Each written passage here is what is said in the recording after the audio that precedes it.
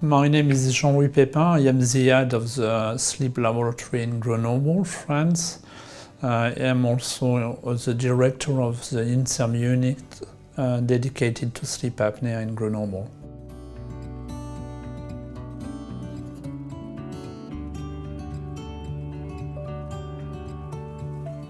To summarize, we have three main clinical contexts.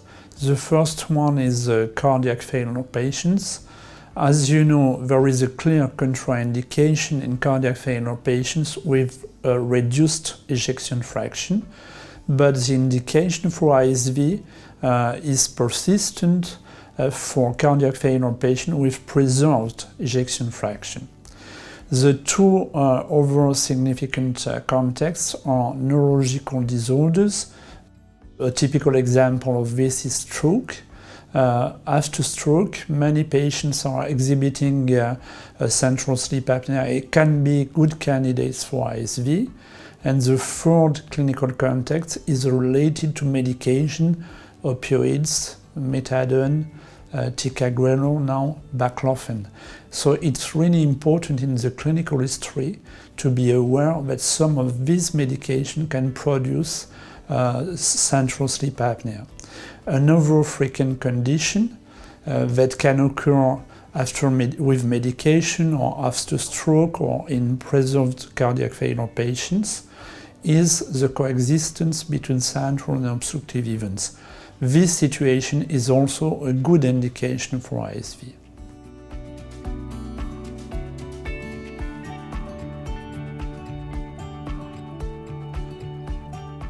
There is a level of evidence from a randomized control trial for contraindication, again, in cardiac failure patients with reduced ejection fraction. Regarding the evidence of the current indication, we have some consensus reports, some recommendations from the European Respiratory Society, but the level of evidence is grade B or C, essentially C, because the data are coming from cohort studies or of observational studies. And also, in some of these studies, the sample size of the population is limited. So we really need additional data.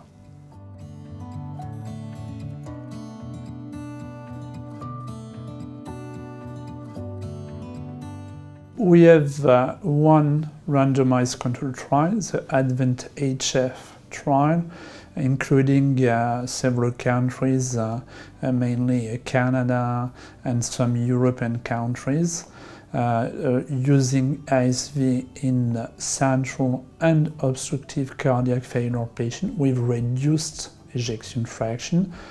Results are expected for 2021 or 2022.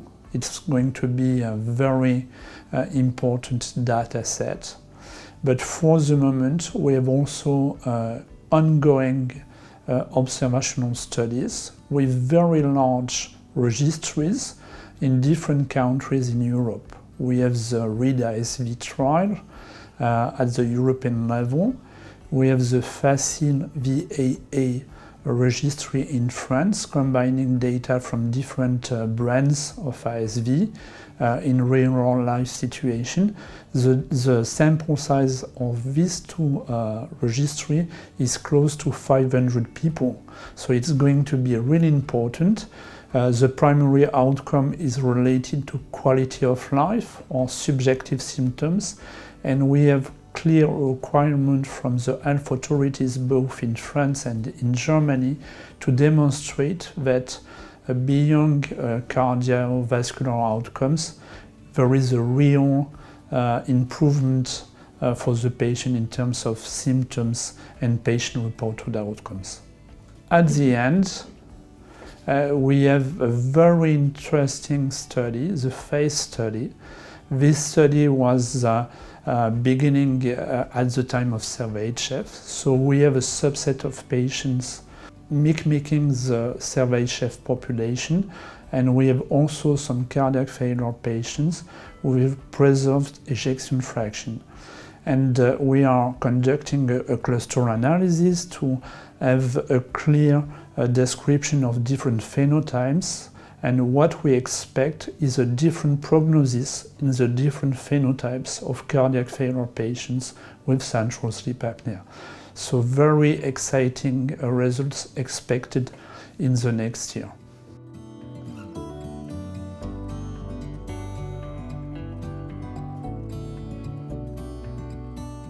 We hope so, and yes, I think that the sample size of the two registries will increase the level of evidence, with probably the capability to translate from evidence grade C to evidence grade B.